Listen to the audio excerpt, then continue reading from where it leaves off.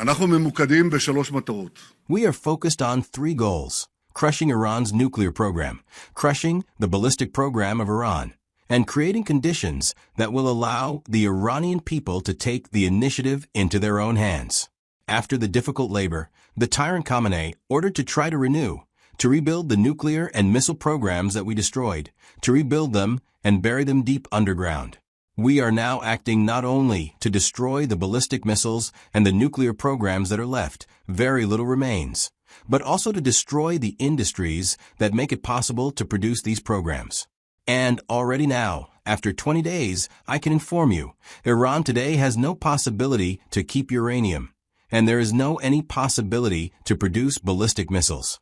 We continue to crush these capabilities. We will crush them to the ground, to ashes. Together with our great friend, the USA, we have achieved tremendous successes to date. To date, we have achieved tremendous successes. We have eliminated the dictator Khamenei, dismantled the political and military command, the leaders of the Revolutionary Guards, and the basage. Only in recent days, we have eliminated the master of murderers, Ali Larijani, the Minister of Intelligence, and the commander of the basage.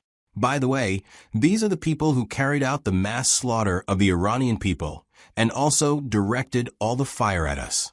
It doesn't matter who replaces them. We ensure that the Guards' watches and the revolution will be very short. It's too early for me to say if the Iranian people will take advantage of the conditions we are creating for them to take to the streets. I hope it will happen. We are working for it to happen. But in the end, it will depend only on them. This does not mean that in the meantime regime forces are not trying to harm us. They are trying, but it is even, and it is also painful because it is close to us, affects our lives, and also causes casualties. They talked about hundreds of towers falling in Tel Aviv, in Jerusalem, in Haifa, but the towers that are falling in Tehran and Beirut.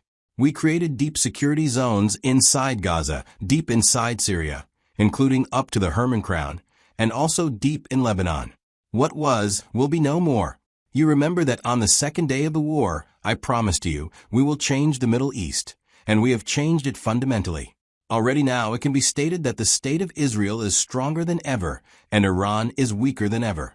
The most dramatic change is the power of Israel. We have turned Israel into a regional power, and some say, in certain areas, a global power. Together with the USA, we are leading the struggle of the free world against the forces of evil.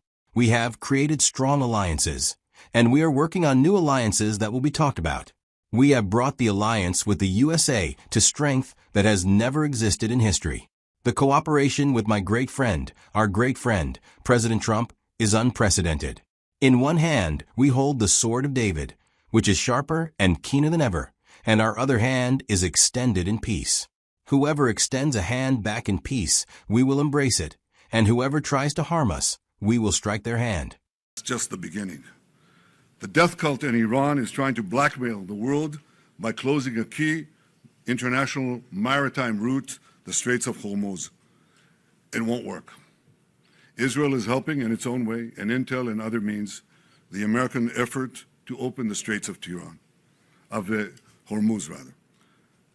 But I want to ask you to imagine how the Ayatollah regime would be able to blackmail the entire world if they had ballistic missiles with nuclear warheads.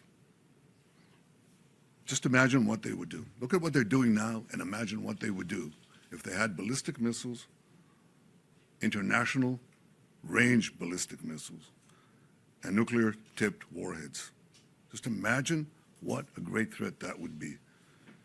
So today, Israel and the United States are protecting America, Israel, the entire Middle East, but I venture to say the entire world.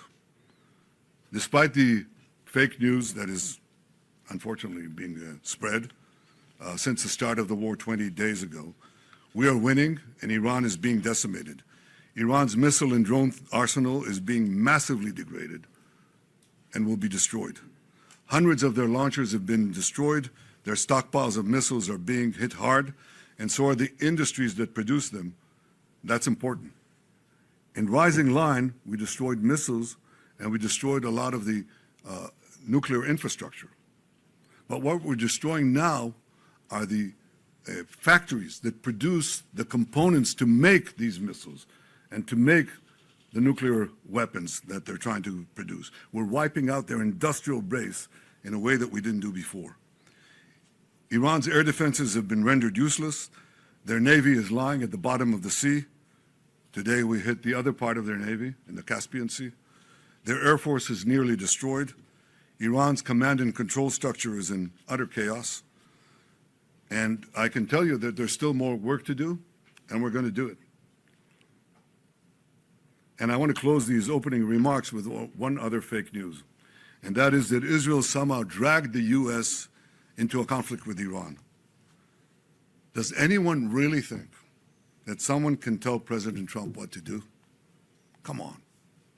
President Trump always makes his decisions on what he thinks is good for America, and may I add, I think what is also good for future generations. The world owes a debt of deep indebtedness to President Trump for leading this effort to safeguard our future. You want a transitional leader that will have a transition.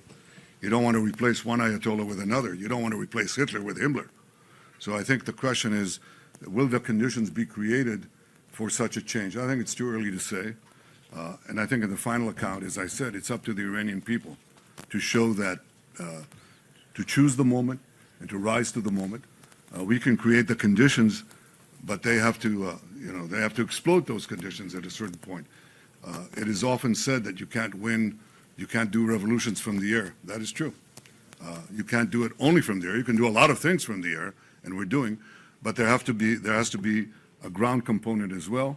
There are many possibilities for this ground component, and I take the liberty of not sharing with you all those possibilities. I think that those are goals that are achievable, but I'm not going to put a schedule or a stopwatch on it. I think we have goals that have to be achieved, and we're not counting the days.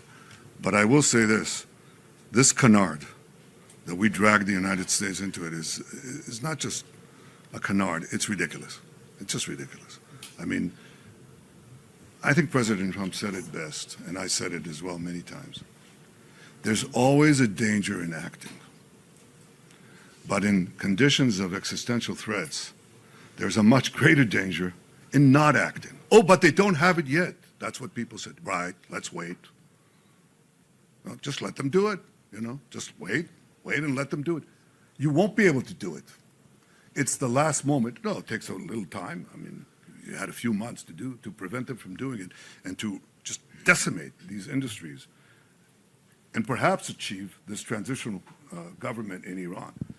So you'd sit back and you say, well, it's not going to happen in the next Thursday, so let's not act.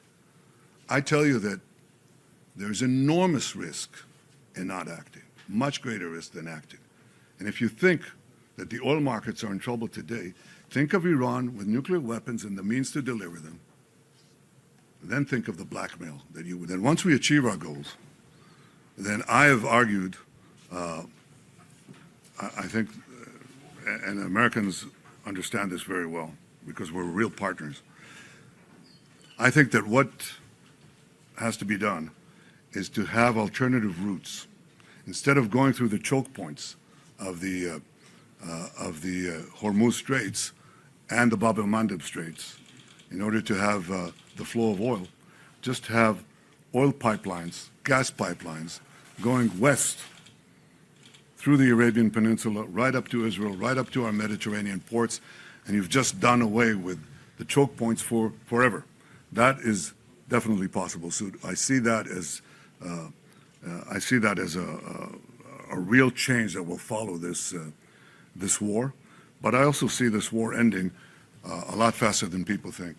I think you have to, in war, you have to grit your teeth. Number one, Israel acted alone against the Slawiya gas compound.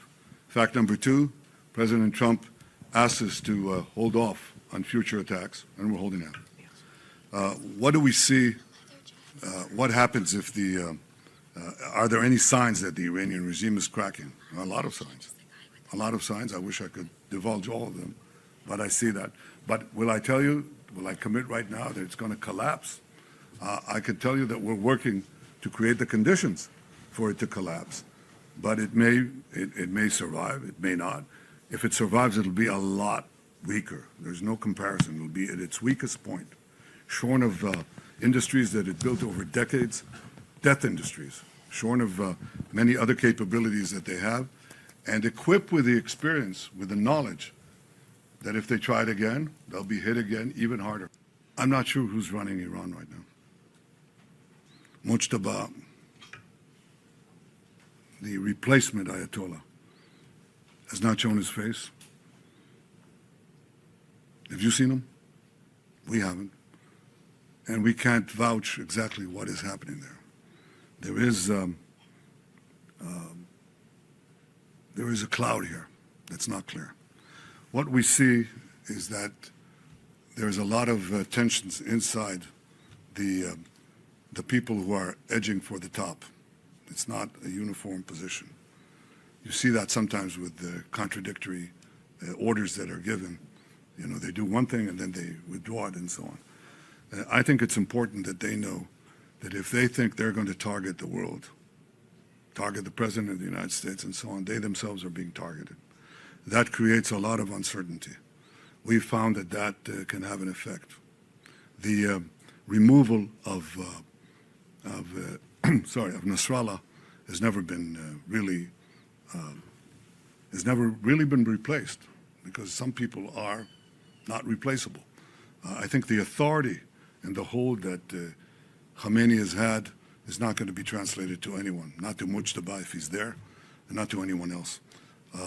But I think this is part of the effort to crack the regime. It's not going to happen in one day. We're 20 days into this war. Yes, we're seeing cracks. We're seeing cracks, and we're trying to propagate them as fast as we can. He's the leader. I'm, his ally. America is the leader. Israel is, as the National Security Memorandum described us, I think a month ago, 6 weeks ago, I think, something like that. They called Israel the model ally. That's how they call it, the model ally. It's not a superpower, but America is seeking around the world, and you hear it from the speeches of President Trump and others in the administration. They say, where are you? We've helped you all these years. Where are you when we're doing something that is as important, at least as important for you as it is important for us? And yet one country is there, and against all the vilifications that are leveled at Israel, Israel is sponging off America and all that.